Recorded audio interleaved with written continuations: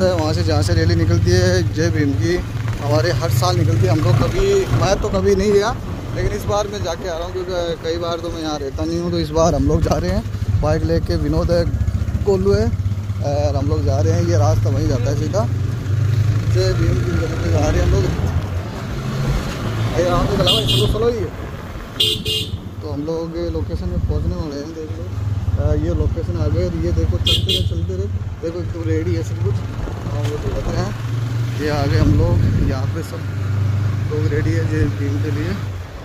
तो ये देखो बन गया सब कुछ एकदम ओके है सब जय भीम का।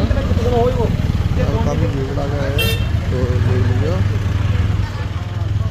आप, देख लो यहाँ से निकलेगी अभी रैली, तो काफ़ी लोग बैठे हैं। और हम लोग जाएंगे अभी थोड़ी देर में। अभी भीड़ गया देख लीजिए आप।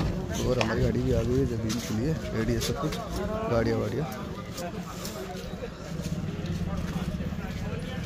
जय बाबा भीम।